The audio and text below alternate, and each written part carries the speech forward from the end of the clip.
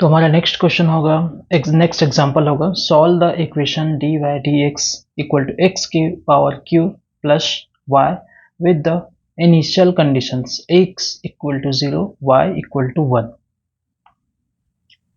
Using the Euler methods tabulates the solution at the x equal to 0.2। जब इस तरह से क्वेश्चन दिए, इसमें भी हमें h नहीं दी है तो हमें h निकालना पड़ेगा, क्योंकि यूलर मेथड में h का फार्मूला में पुट करना पड़ता है h का वैल्यू, तो हमें h निकालना पड़ेगा। तो सबसे पहले सॉल्यूशन, फिर गिवन y डैश या dy dx जो इक्वेशन है x की power 3 plus y with initial condition x0 और y0 इक्वल टू 1। ठीक है, x0 इक्वल टू 0 और y0 equal to 1, let n equal to 2। यदि हम n इक्वल टू 2 लेते हैं, यूलर मेथड में क्या होता है, जितने ज़्यादा हम उसको स्टेप में या जितने ज़्यादा हम डिवाइड करेंगे, तोड़ेंगे, छोटे छोटे भागों में रखेंगे, उतने ज़्यादा हमारा आंसर अप्रोक्स आएगा। ठीक है, तो h इक्वल टू होता है x माइनस x0 अपान n। ठीक है, तो 0.2 माइनस 0 अपान 2, तो 0.1 हमारा h का वैल्यू आ जाएगा 0.1। अब हमें क्या करना है, 0.1 है तो हमें x1 x2 निकालना है। तो x1 क्या होगा, 0 plus x0 plus h equal to 0 plus 0.1 equal to 0.1। ठीक है, x2 क्या हो जाएगा, x1 plus h equal to 0.1 plus 0.1 equal to 0.2। इसको ऐसा भी लिखा जा सकता है, हम x0 को प्रीवियस एग्जांपल में देखे थे x0 प्लस 2h भी रख सकते हैं, इससे भी हमारा आंसर वही आएगा 0 प्लस 2 0.1, इससे भी हमें 0.2 आंसर मिलेगा। तो हम दो तरह से लिख सकते हैं। यदि आप एग्जाम में एक ही टेक्निक से याद रहेगा तो आपको कंफ्यूजन नहीं होगा, आसानी से आप क्या कर सकते हैं, सॉल्व कर सकते हैं। इसके बाद हमारे पास हम क्या करते हैं, इसके बाद बाय यूजिंग यूलर मेथड।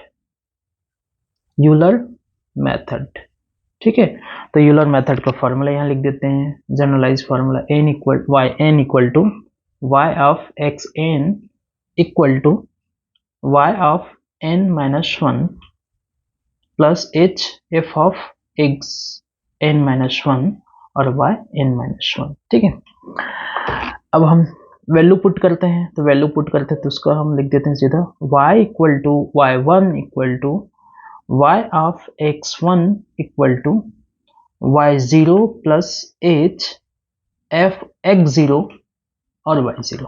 ठीक है, अब इसमें वैल्यू पुट कर देते हैं, तो क्या हो जाएगा, इसको y ऑफ x1 को लिख देते हैं, 0.1 के सापेक्ष हम y1 निकाल रहे हैं। ठीक है, तो y0 क्या हो जाएगा, हमारे पास क्वेश्चन में गिवन है 1 पुट कर देंगे, प्लस h हमें मिला है 0.1 और x0 हमें 0 दिए हैं और y0 हमें दिए हैं 1। ठीक है, इसके बाद हमें इस इक्वेशन में जो इक्वेशन दिए हैं इसमें पुट करना है, तो हमें पहले सबसे पहले 1 प्लस 0.1, अब यहाँ पर उस इक्वेशन को लिख देंगे x की पावर 3 मतलब x0 की पावर 3। ठीक है, फिर प्लस y क्या है, y बस दिए हैं तो 1। ठीक है, अब इसका आंसर हम निकालेंगे y1 का, तो y1 हमें मिल जाएगा 1.01, ये हमारा y1 मिल जाएगा। ठीक है, इसी तरह से हम y2 निकालेंगे, तो y2 कैसे निकालते हैं, तो सबसे पहले y2 equal to y of x2 के सापेक्ष हमें निकालना है, तो हम क्या करते हैं, n माइनस 1 मतलब उससे एक कम, y2 है तो y1 यूज होगा, y1 plus h f of x1 और y1।